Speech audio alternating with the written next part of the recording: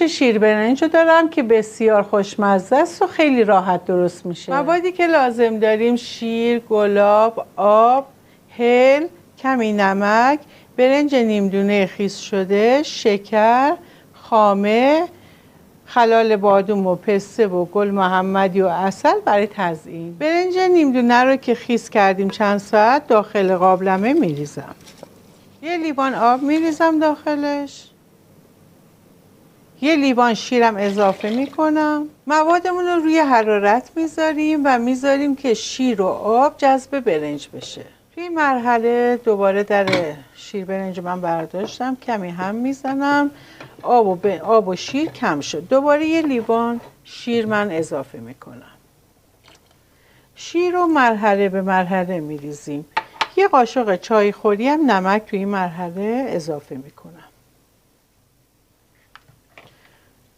دوباره درشو میذارم که کمی دوباره جذبش بشه. دوباره درشو بر میدارم من. یه مرحله دیگه کمی اینو هم میزنم، زیر و رو میکنم. یه لیوان شیر دیگه هم دوباره داخلش میریزم. درشو میذارم ولی مواظبم سر نره. خب توی این مرحله دوباره من شیر برنج رو درشو باز کنم. حرارت منم خیلی کمه. با حرارت کم دوباره لیوان بعدی شیرم رو اضافه میکنم. همینجور مثل من شیر رو اضافه کنید تا شیر برنجتون خوشمزه بشه. یه لیوان شیر دیگه من دوباره داخلش ریختم. در رو باز میذارم درشو که دوباره همینجوری به این صورت هم میزنم. نصف لیوان گلابم داخلش میریزم و شروع میکنم به هم زدن. خب توی این مرحله دیگه من شکر رو میریزم. به این سفتی باید باشه چون خود شکر شل میکنه. من شکر رو 1-2 قاشق میریزم. شما کمترم دوست داشتید بریزید. وقتی که شکرمون کاملا حل شدش مقداری از مواد شیر برنج رو داخل خامه میریزیم که همدما با هم بشه. بعد اضافه میکنم به شیر برنج. مواد خامه و شیر برنج داغو که ریختم و همدما شد با هم دیگه اضافه میکنم به مواد شیر برنج.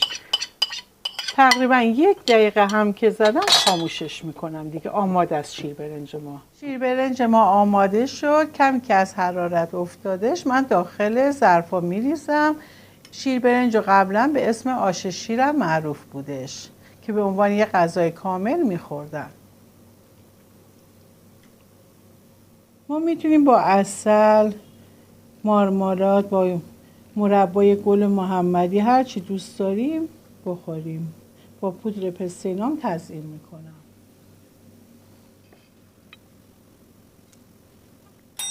شیر برنج خوشمزه ما آماده شده که به مدل‌های مختلفی شیر برنج سرو میشه. بعضی با نمک میخورم، بعضی با عسل یا مربای گل محمدی یا انواع مارمالاد سرو میکنن. ممنون از اینکه همراه من بودید.